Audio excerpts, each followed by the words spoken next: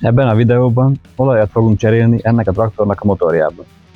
Bár a traktor kicsit másképp néz ki, maga a folyamat ugyanaz, mint a régi 82-es MTZ esetében. De előtte még szeretném felhívni a figyelmet egy YouTube funkcióra, ami nem annyira új, de kevesen ismerik.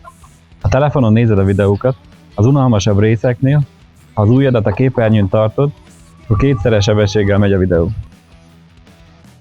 Mielőtt nekilátnánk, érdemes pár percig járatni a motort.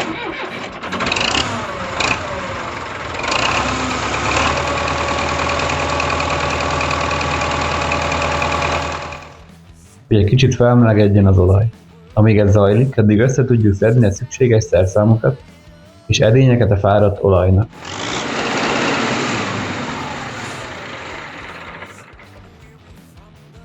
Amikor leállítottuk a motort, már le is tudjuk ereszteni az alján a régi olajat. A csavart egyébként egy 24-es kulcs fogja. Kb. 10 liter olaj fog itt kijönni. Ezért érdemes legalább ekkora edényt rakni alá, ha van erre lehetőség.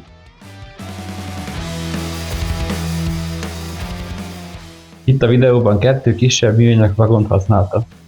Vigyázzatok, hogy a csavar ne essen bele a töltsérbe, mert akkor elzárja a lyukat, és nem lesz mivel megállítani a fentről jövő olajat. Erről szerencsére nincs videó, de történt már ilyesmi régebben. Ha mind kifolyt, akkor rátérhetünk az olajfilterre. Ennek a traktornak még nem eldobható az olajszűrője, hanem ilyen hagyományos, úgynevezett centrifugális. Szét kell szedni, kipucolni az oldalára rakódott salakanyagot, majd összerakni.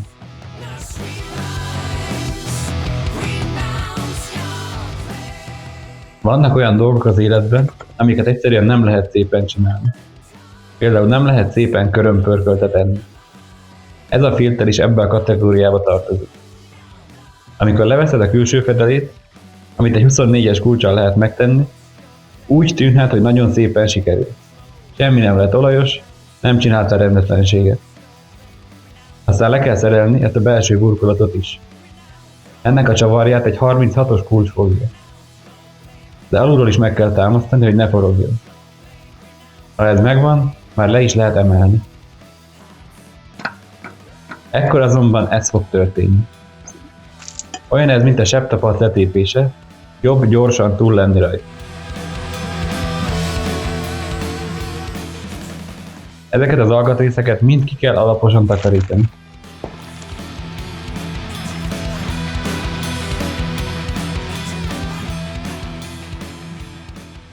Ezúttal meglepően tiszták voltak, de van, amikor több milliméter vastag réteg is képződik a belső falon.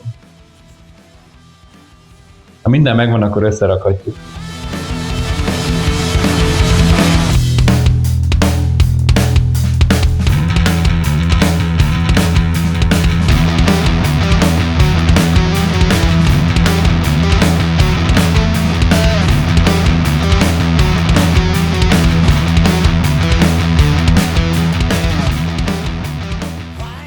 A külső burkolat felhelyezésénél érdemes szilikonnal bekenni körbe a peremet, hogy biztosan ne szivárogjon majd.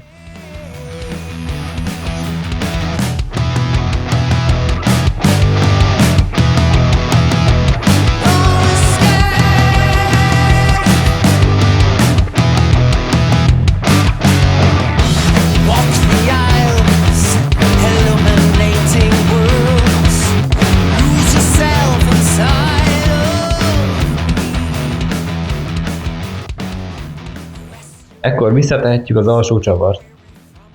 Ez is egy nagyon fontos lépés, amíg ez nincs a helyén, ne kezdjük beleönteni az új olajat.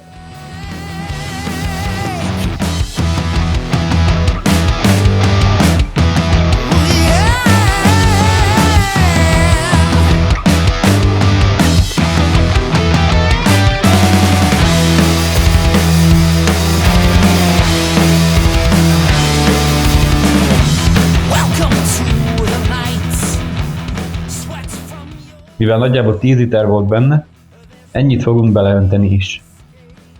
De persze ezt majd a nívópálca határozza meg végig.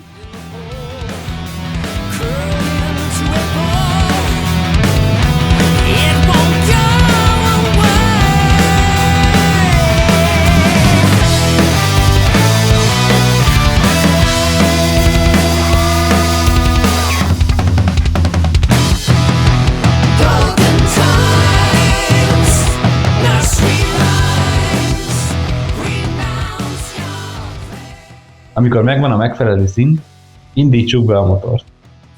Várhatóan néhány másodpercig nem lesz olajnyomás, amíg mindenhova eljut az új olaj.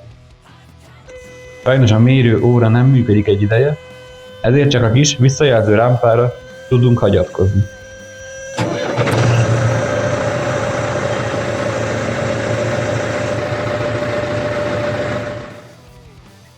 Jónak tűnik. Ilyenkor érdemes még a levegőszűrő aljában is kicserélni az olajat.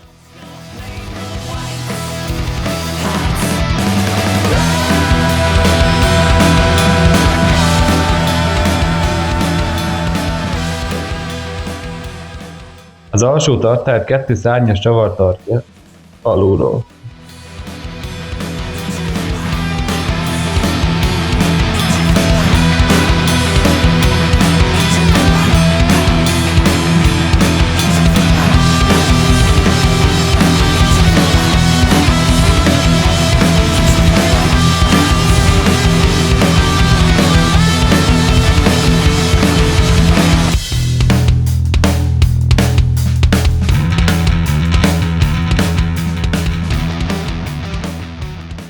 A teknő aljában nem csak olaj van, hanem a por, amit az olaj felfogott.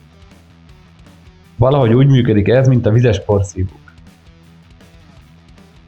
Ez a két dolog együtt egy gumiszerű anyaggá alakul, amit fel kell kaparni az aljáról.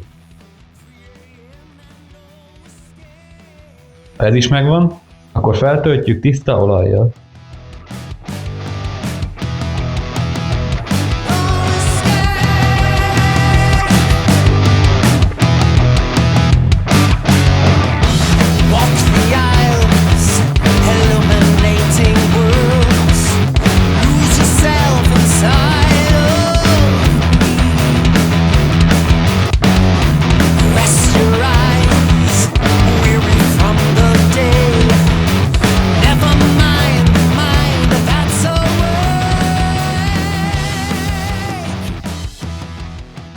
Ide már nem kell drága olaj, csak a lényeg, hogy tiszta legyen.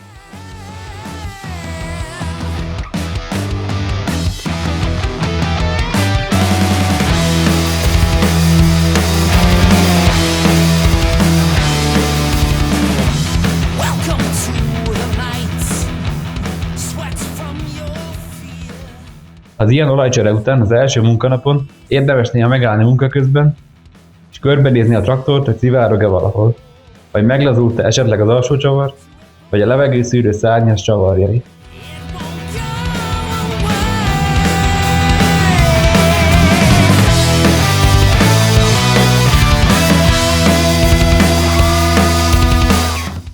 Ha tetszett a videó, és szeretnél hasonló tartalmakat látni a jövőben, akkor dobj egy lájkot, és mutasd meg a lehető legtöbb ismerőset. Ezzel támogathatod a csatorna további működését.